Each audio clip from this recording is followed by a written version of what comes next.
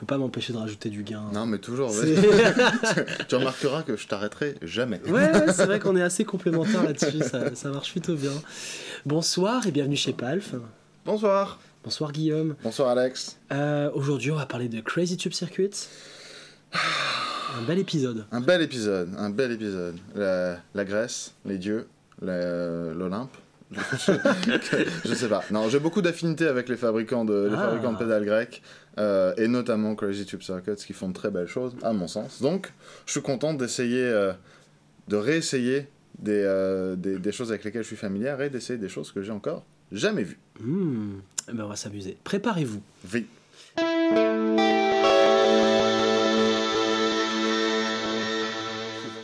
Alors, avant de démarrer cette vidéo où on va se pignoler gaiement sur plein de belles petites pédales, on va quand même parler de l'histoire de Crazy Tube Circuits. On est là quand même pour faire un épisode où on parle de leur histoire, on parle de cette marque. Pourquoi c'est intéressant? Où ils parlent de leur histoire et Ouais. je parle. J'ai triché, j'ai eu un rendez-vous avec Christos. Ouais. Christos, le directeur de la marque. On a organisé ça avec Face, leur distributeur. Voilà, donc j'ai eu le droit à toute une belle histoire sur la marque. Comme c'était en anglais, j'ai préféré prendre des notes et faire de mon mieux pour vous restituer ce que j'ai noté. Ouais. Ça va pas être évident. Je ferai de mon mieux, ne me tapez pas s'il vous plaît. Non, Ils font pas ça sur Internet. non. Jamais. Non. Jamais. Mais bon, en tout cas, voilà, c'est une belle histoire. Ça commence en 2002 avec Christos, que tu connais du coup. Christophe, oui, je connais. Après, j'ai pas eu le résumé, la progression de la marque dans l'histoire, mais je connais bien Christophe. On a déjà pas mal travaillé ensemble. Et quelqu'un de très bien.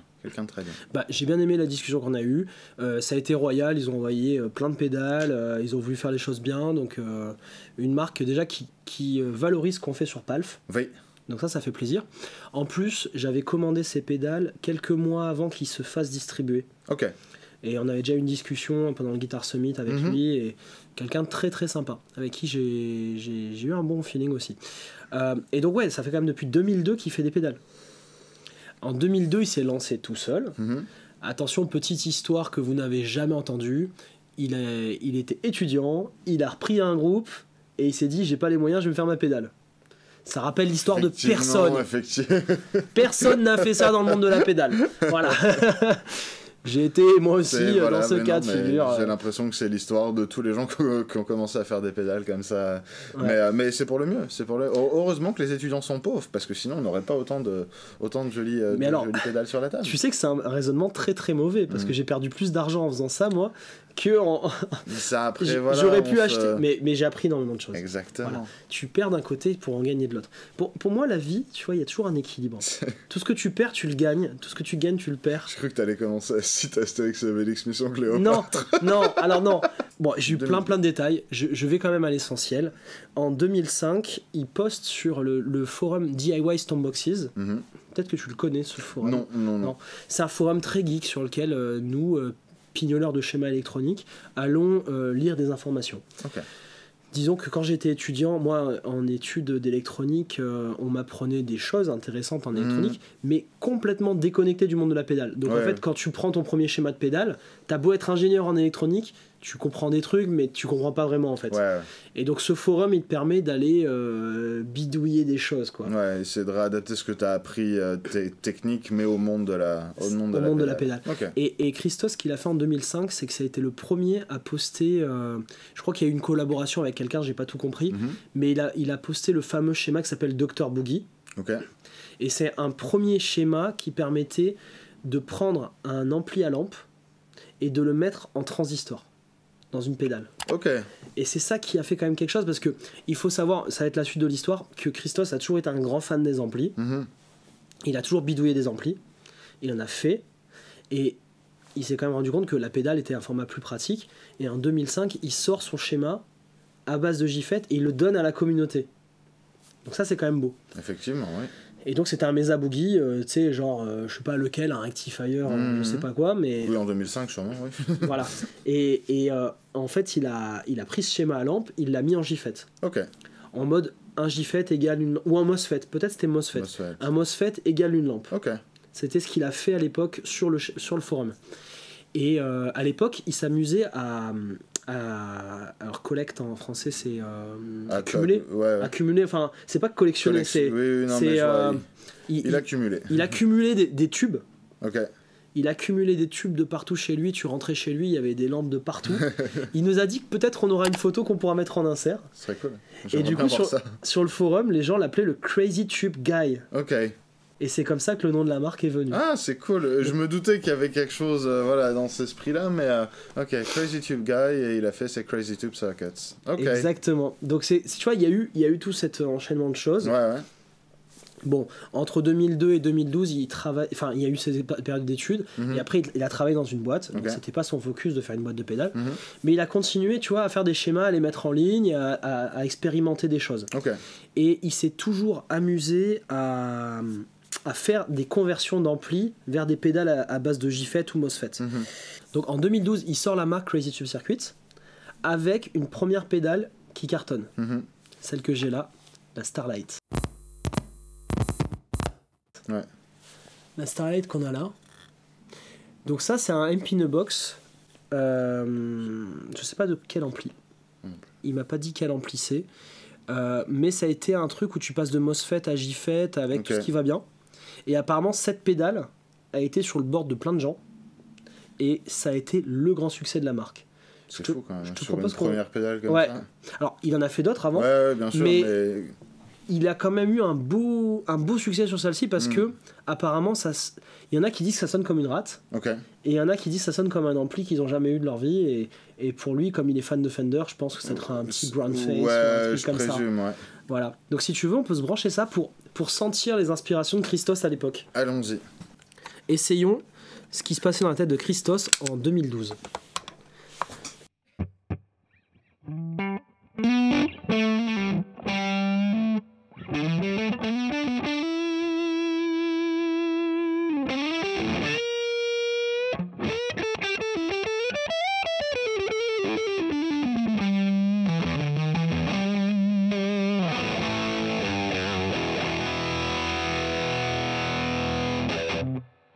Oh, salope.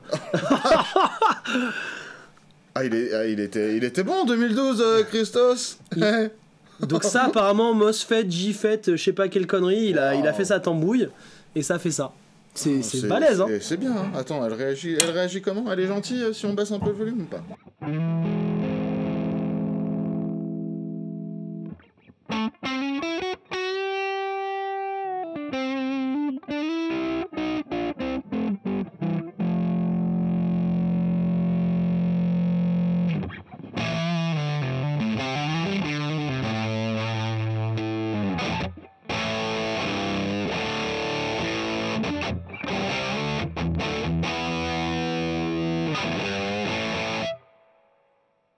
Coquine, hein. Ouais. Moi j'aime bien. Hein. Ouais.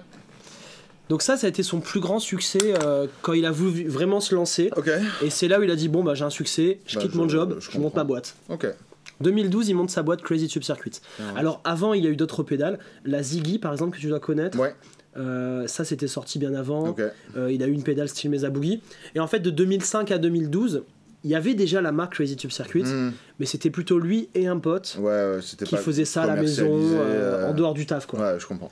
Voilà. Donc 2012, il se lance vraiment, il sort la Starlight, et là, ça fait mal. Et boum. Franchement, j'adore. Ouais, non, c'est super bon. Alors là, je suis habitué à ce qu'on teste les pédales sur micro simple ici. On peut faire ça aussi. Viens, on le fait vite fait pour que j'ai un repère. Faisons. Pas rester sur le double. Bah oui, du coup, ouais. Alors, si tu veux le splitter, regarde, tu tires le chichou. Tu splits le chichou là. Non, mais je vais rester sur le manche. Voilà. Il est mignon, mais non. Voilà.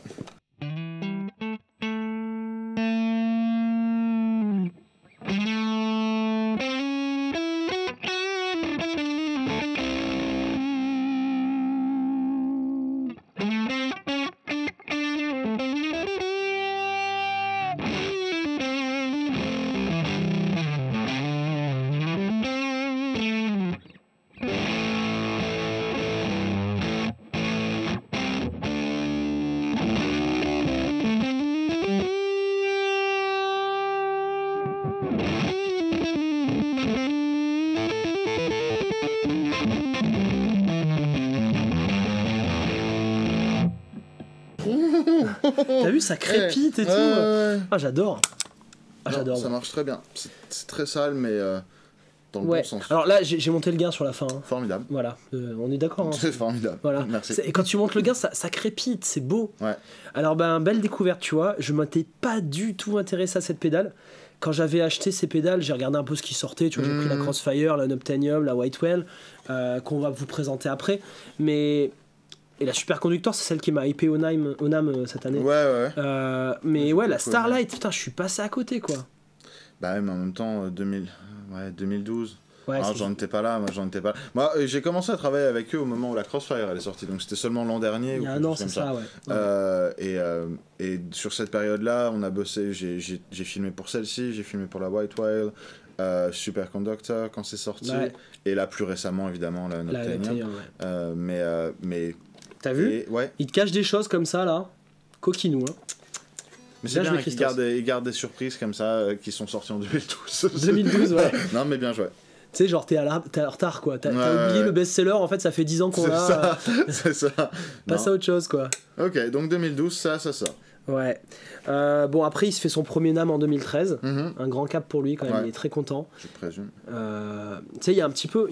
aller se faire un NAMM, c'est un peu une part d'accomplissement en tant que fabricant. C'est un challenge, c'est plein de choses. Ouais. Moi, je sais que mon premier NAMM, je l'avais fait aussi quand j'ai monté la boîte en 2016.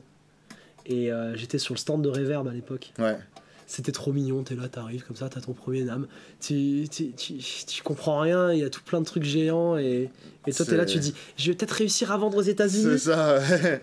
J'imagine. Enfin, moi, j'ai mon expérience en tant que spectateur, que vidéographe ou autre, ou je sais pas quoi, mais c'est vrai que ça doit être une impression différente en tant que fabricant d'arriver et de présenter tes produits dans la plus grande convention musicale du monde. C'est quand même assez fou, quoi. En vrai, tu te chies dessus, quoi. Ouais, c'est juste ça, tu te chies dessus. Tu te dis, putain, lui, il a un stand gigantesque et moi, il est tout petit. Ouais. Et en fait, du coup, tu cherches même pas à comparer les attributs parce que tu sais que t'as perdu. Et en fait, tu passes quand même un super moment, quoi qu'il arrive. Ouais. T'as toujours des gens sympas avec qui partager des moments.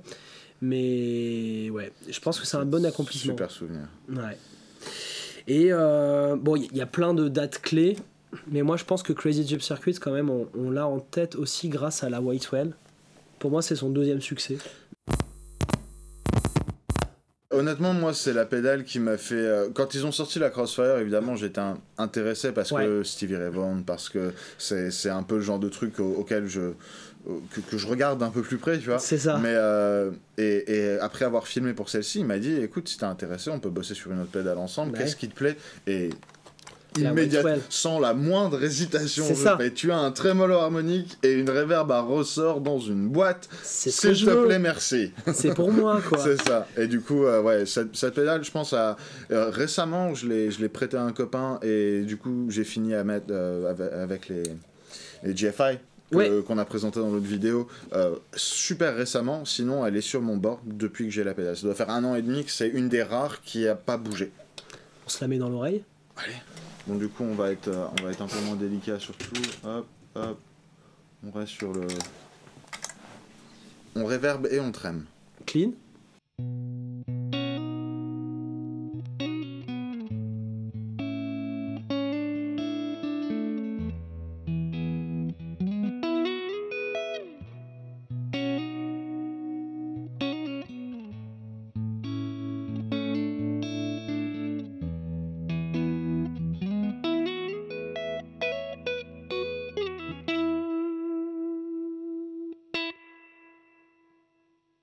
Fais voir.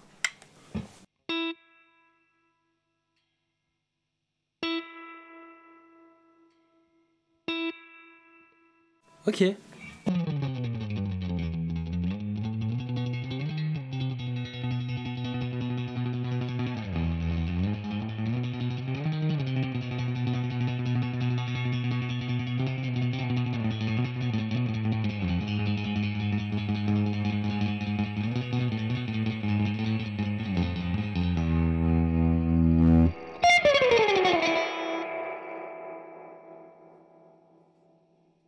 On aime bien faire des conneries. Ouais, mais c'est une belle bêtise. Une belle bêtise, ouais. Ouais, là on est quand même sur une belle tentative de recréation d'ambiance d'ampli en fait. Ouais. Parce que là, tu as le côté brown et black, donc on comprend que c'est le type de trémolo. Ouais. Tu as la reverb qui est... si tu essaies de refaire un ampli format pédale, tu as le amp in a box, si tu pas la reverb, tu es quand même dégoûté. C'est vrai. On sent la passion pour les vieilleries qui marche bien quand même. C'est vrai qu'il y a un peu de ça, il n'y a pas vraiment le nouveau circuit qui va faire, mais vraiment une reproduction super fidèle de tout ce qui est vieux et qu'on aime, quoi. C'est ça. Alors, il a une part d'innovation, on va en parler après. Absolument. Il a une part d'innovation, mais voilà, on sent que à la base, son truc, c'est les MP in a box.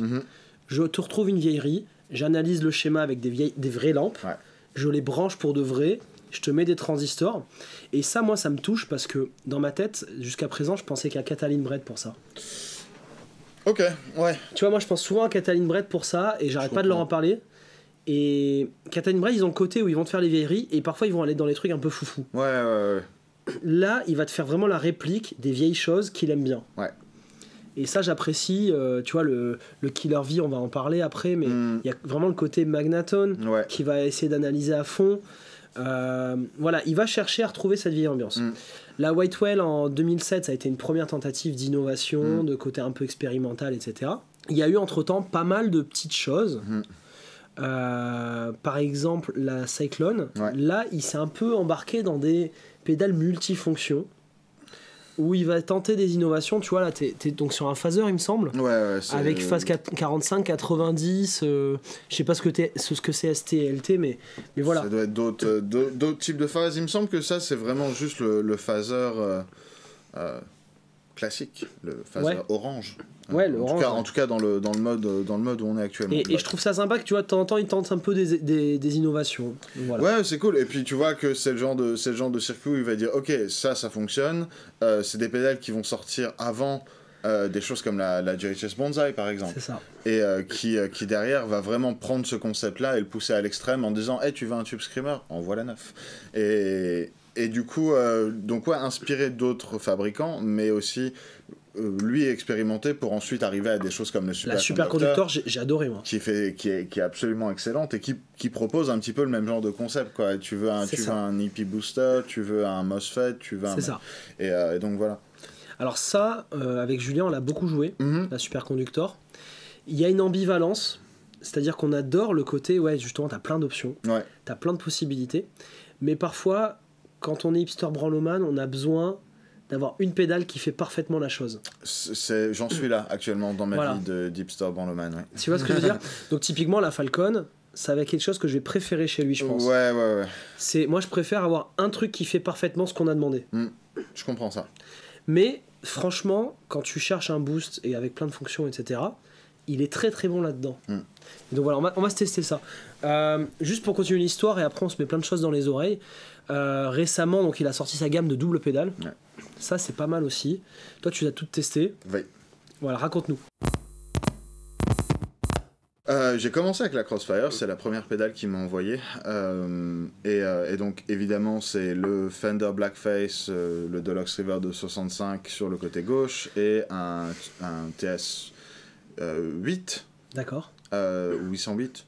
Alors moi je sais 808, le 8 je sais pas. Non, c'est 808, 9, mais ça c'est 808, donc de l'autre. Les deux extrêmement bien faites et avec pas mal d'options. Moi ce que j'apprécie toujours c'est qu'il intègre un loop pour encore une fois mettre ce que tu veux entre ton tube screamer et le côté pré-ampli. C'est ce qu'il refera après avec le Nobtanium. Mais du coup on a... comment on règle un Fender? Un Fender. Hop, on met un peu plus de treble. C'est vrai que c'est 9 là, c'est toi 0. Hop. Donc avec la possibilité d'activer le Bright Switch que tu vas trouver, et ça c'est pour la quantité de headroom, donc on va la mettre en high parce que c'est cool, et le Bright je pense qu'on peut s'en passer avec la guitare là. Et le Tube Screamer dans la position du Tube Screamer. En ajoutant 2-3 petits trucs aussi, la possibilité d'ajouter plus de gains que le circuit standard et de le faire clipper de manière asymétrique. Ouais, ça c'est cool. Et je trouve ça toujours intéressant en asymétrique pour une raison. Et tu peux pas changer l'ordre des pédales? Non, pas sur celle-ci. Ce qui est malin en soi parce que tu as un MP in a box et une overdrive. Voilà, c'est ça, c'est fait pour être utilisé ensemble et avoir le son, le Texas Blues, mais tu as la loupe pour intégrer n'importe quel autre type d'effet dedans. Mettons, même si tu veux avoir une reverb qui va taper dans le préampli pour que ça fasse le tu sais, ça drip. Je sais pas le dire en français. Oui, le drip, c'est ça. Voilà, le drip. Tu as quand même l'option de le faire, même si ça devait être la dernière pédale dans ton board avant d'arriver sur une simulation de haut-parleur. Comme ça, tu vois. Donc, ouais, non, très bien fait. J'avais beaucoup aimé en l'essayant et je veux bien la réessayer. Bah, vas-y. Ton clean, t'as l'accordeur.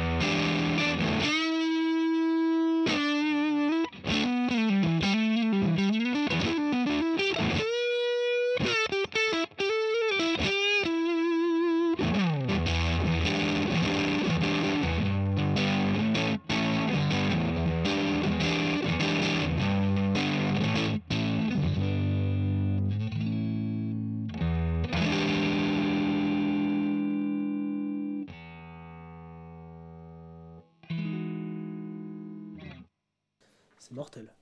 Le switch high et low headroom, il est super bien. C'est une grosse différence. Ouais. C'est pas un switch qui est là pour faire joli.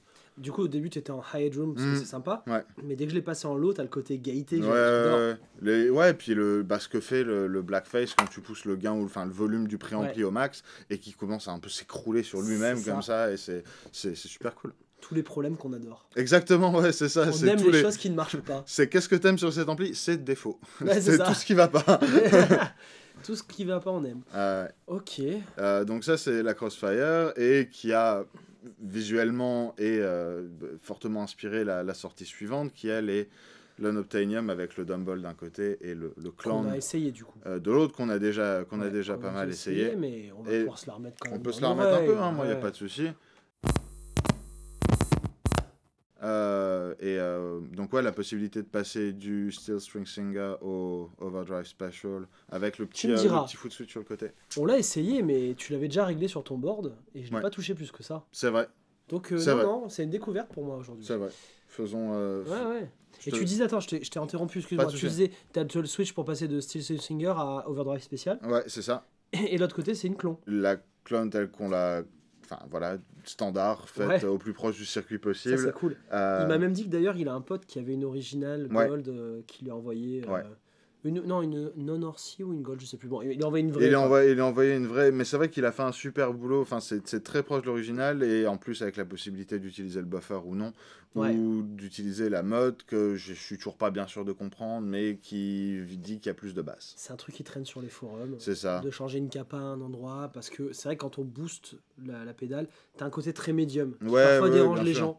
Moi, j'adore. Au contraire, à chaque fois je pousse les médiums sur les pédales, c'est ce qui me paraît bien sur une guitare. Mais oui, si tu es embêté par les médiums, tu peux aller plus vers le bas grâce à ce switch-là, j'imagine. Et le buffer, en fait, c'est qu'il est toujours quand tu allumes la pédale. Ça, c'est une incompréhension qu'il y a souvent.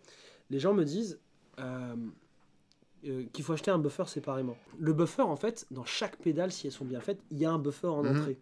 C'est justement ce qui n'était pas là dans les vieilles pédales. Les Fuzz-Face, par exemple, il n'y a pas de buffer. Là, le buffer de la clone, il est sympa, il est bien fait. Il est en high headroom, donc tu as envie de le garder. Et par conséquent, ce qu'ils ont fait dans la clone, c'est que tu rentres toujours dans le buffer et ensuite tu bypasses l'effet. Tu bypasses le drive, en gros. Mais certains ne veulent pas ça, donc tu peux faire un true bypass aussi si tu as envie. Tu bypasses tout. Voilà, tout. Même le buffer. Chance. Ouais. On écoute ça? Ouais, vas-y. Allez. Parce que moi, du coup, je l'ai pas vraiment testé. C'est vrai que c'est moi qui l'a joué. Oh, peut-être descendre sur le volume. Ouais.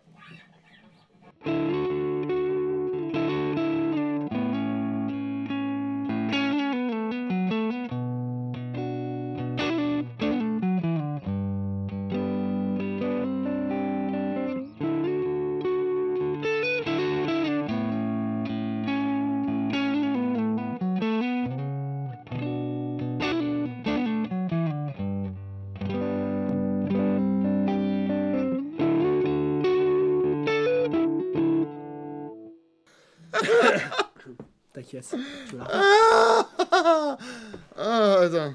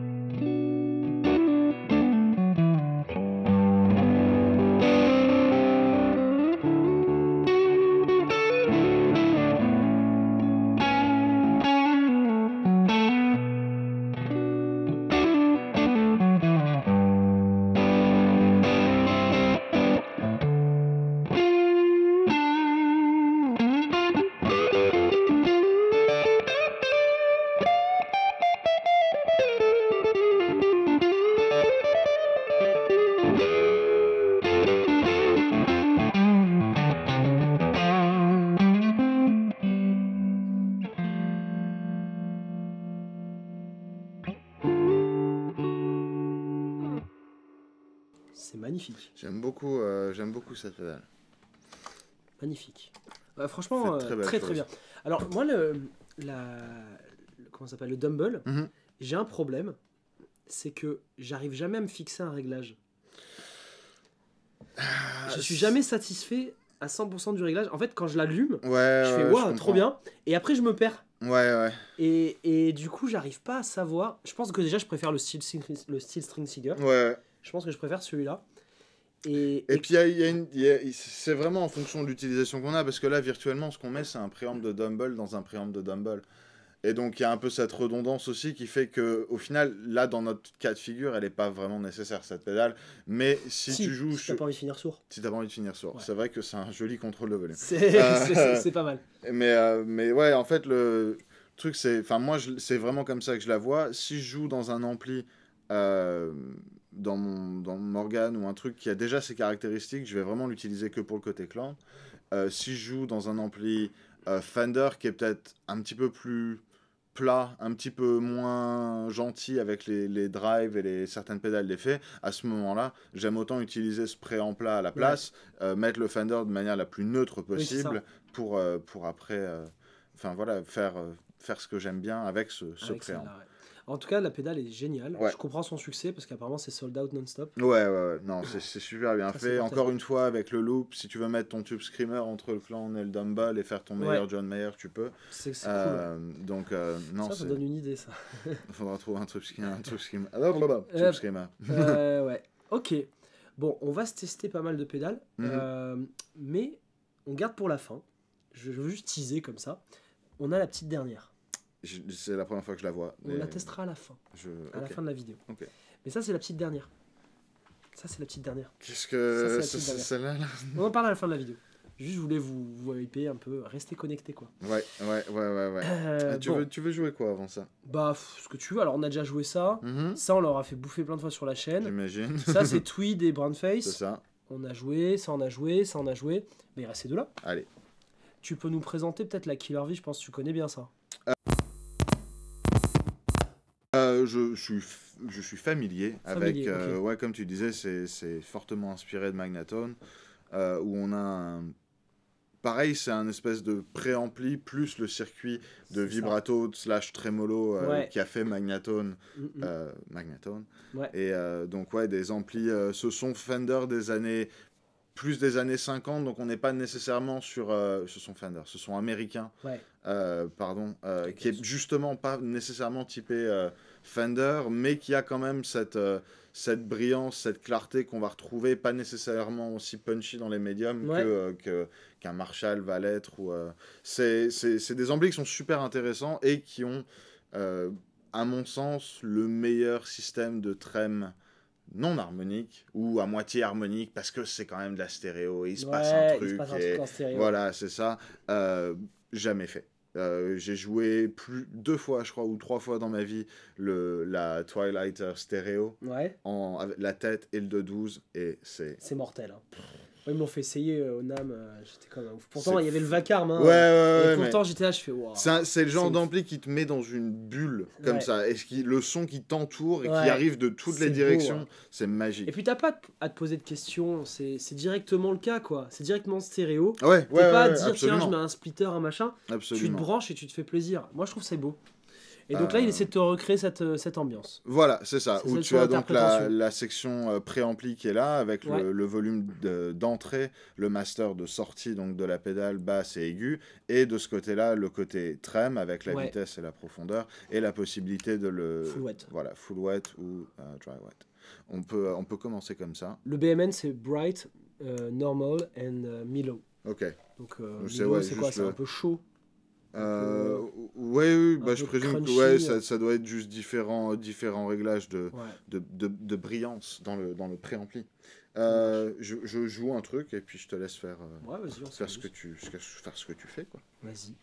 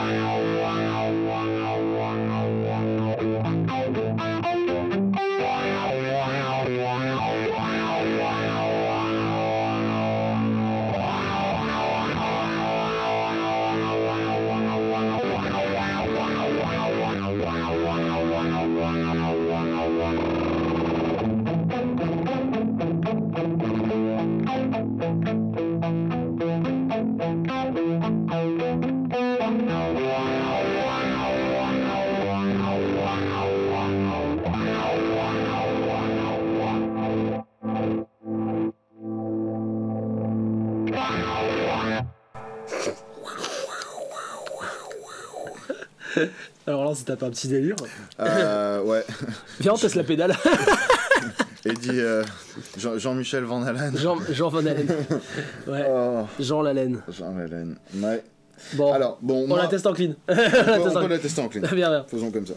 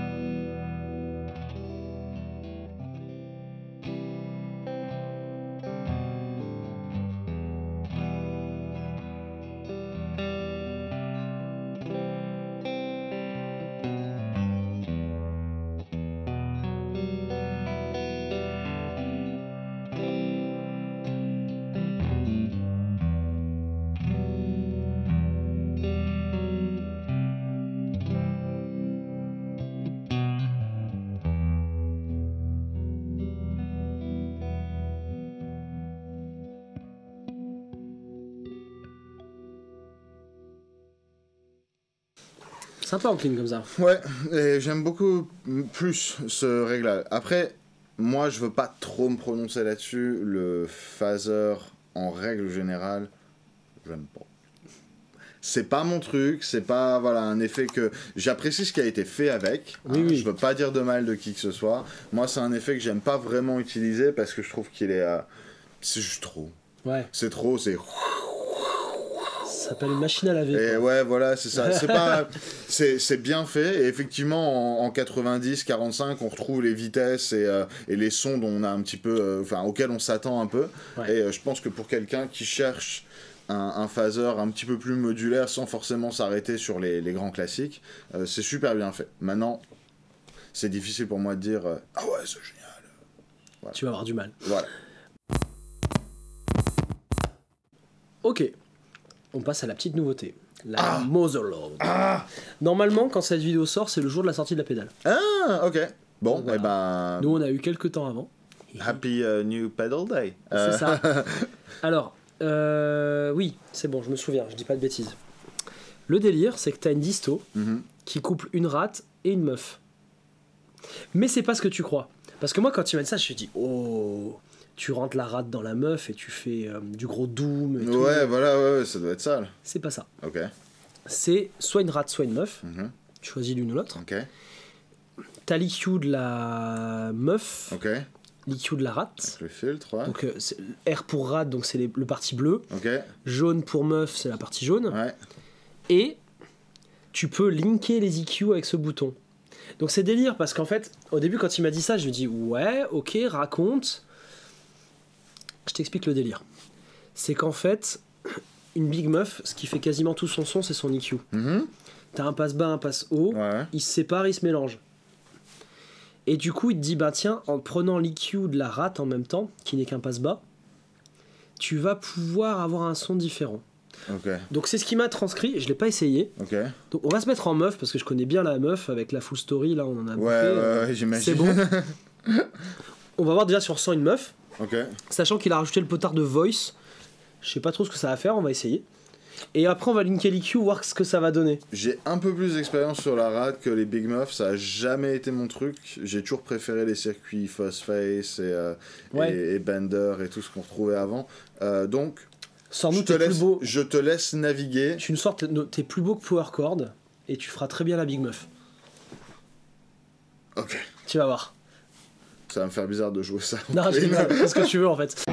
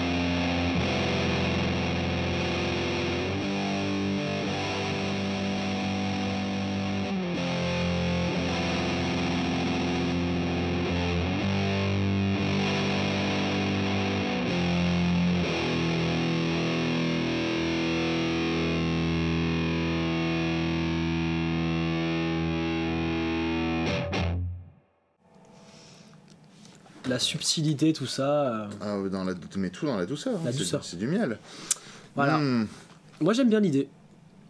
Le concept est super sympa. Ça marrant. Alors, et là, du coup, à un moment, t'avais mis les deux. Ouais. Le linkage. Bah là, il y était là, justement. Ok. Il y était, je viens de l'enlever. Alors en fait, l'idée c'est que du coup, les EQ se mettent en parallèle. Ok. Et alors, ce que t'as entendu au début, quand j'avais que l'EQ de la Big Muff, c'est vraiment la tonne. Dès que tu vas vers les aigus, c'est criard. Dès que tu vas sur les basses, c'est massif. Ouais. Le voice, lui, à mon avis, c'est un truc qui va changer un peu le caractère sur le clipping. Parce que c'est comme ça que ça marche, normalement, sur une Big Muff, pour changer la Big Muff, t'as 4 paramètres essentiels. Enfin, 2 du coup, parce qu'ils sont doublés. Ouais. T'as le clipping et la tonne. Ok. En gros, tu joues sur ces 2 paramètres-là, sauf que tu le fais à 2 endroits différents, donc ça en fait 4. Ces 4 paramètres, ils font tout le son d'une Big Muff. Okay. Les autres, c'est le 80-20, quoi. Oui, sur 80. Oui, bien sûr. Les 80%, c'est 4 composants. Ouais. 4 capas. Alors là, sur un potard, il peut pas te faire ça, mais il va te faire un truc qui va se rapprocher, quoi. Ok. Et le voice a l'air de faire un peu ça. Et le fait de mettre l'EQ de la rate en parallèle, tu vas gagner du volume et tu vas jouer sur les aigus. Si par exemple, tu as des aigus énervants sur le côté Big Muff que tu aimais bien, tu peux un peu les calmer. C'est bien ça, parce que moi ça m'a toujours énervé, les aigus des Big Muff. Ok. Et alors attends, est-ce que tu as déjà pris le temps d'essayer plein de Big Muff? Non, jamais. Voilà. Parce que les premières m'ont saoulé, du coup je me suis dit non, l'autre chose c'est mieux. Parce que moi, quand j'ai testé des vieilles Big Muff, et qu'après je me suis intéressé à ça pour la full story, t'as un côté où t'as certaines Big Muff qui sont très mids. C'est pas forcément l'EQ en V. Ouais, je vois ce que tu veux dire. C'est toute une subtilité selon les versions. Tu vois, si tu testes la Ramsed un peu cliché, t'as un côté nid d'abeille qui est dégueulasse. Ça, moi j'en veux pas. Par contre, quand tu testes des Civil War, des Green Russian, bien foutus, là tu peux t'amuser. Ok. Non, mais Ou même les triangles. Je pense que je vais passer... essayer de passer un peu de temps avec. De toute façon, les gens, je leur dois une vidéo sur les Big Muff chez Audio Fanzine. Parce que ma vidéo sur les premiers fuzz, les commentaires, c'était non, il faut faire une vidéo sur les Big Muff maintenant. Donc il va falloir que j'en trouve. Bon, tu sais qui demander. Voilà, c'est ça. tu as toqué à la bonne porte. On a 14 Big Muff différentes. 14. Oui, monsieur. Mais ouais, non, mais de toute façon, ils en ont fait au moins 72. Oui, on en mais ça va être. Non, c'est bien. Voilà. C'est bien. C'est intéressant parce que c'est 2 effets que j'utilise que très rarement. Et non, les sons étaient sympas. Du coup, je suis curieux de voir en mode rat ce que ça va donner. Ouais, vas-y. Donc rat.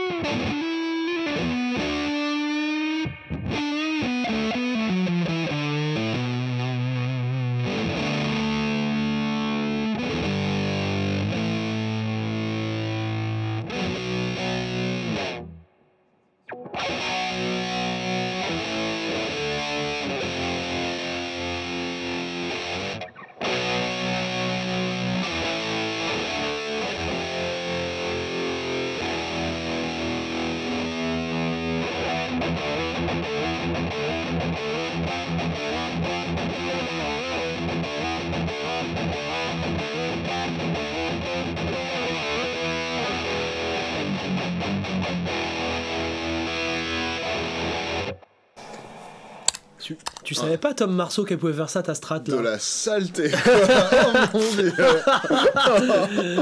Ouais, j'aime bien. Regarde la waveform, là, c'est un plat. Ouais, c'est ça. Un tube de son. Et un crazy tube. Il fallait faire une petite blague. Pardon, je suis désolé. Ouais, c'est bien, c'est cool. Moi, honnêtement, je me suis amusé. Ouais, grave. Vous, je sais pas, mais moi, c'était cool. On demandera ça à Jean Casque. Voilà. Bon. On a fait le tour de ce petit board là. Voilà, je savais, j'arrivais dans cette vidéo confiant et je me disais, je connais leurs pédales, j'apprécie ce que j'ai essayé, je suis impatient d'essayer le reste. Et ben merci de m'avoir offert cette opportunité et d'avoir pu essayer cette Motherload un petit peu en avance, Grand plaisir, Guillaume. Surtout que bon, elles sont toutes disponibles sur Palf. Bah oui. Et moi, ce que j'aime aussi sur cette marque, j'ai oublié de le dire, c'est quand même sur les petites pédales, on a moins de 200 balles. C'est vrai que c'est quand même moins de 200 balles. Et si on passe sur ça ou ça, C'est un peu plus cher. C'est un peu plus cher, mais les petites sinon, pédales, le reste, moins ça de 200. C'est super quali et effectivement abordable. Bien joué. 175 pour les modèles classiques ouais. en moyenne, quoi. Donc c'est quand même bien joué. C'est la magie grecque. Ouais, tu sais pas comment ils font. Enfin, ouais. Donc, on se quitte sur toutes les pédales, parce qu'il faut pas non plus. Voilà. Hein, et on se dit à la semaine prochaine. Hein, salut. Ciao. Toutes les pédales.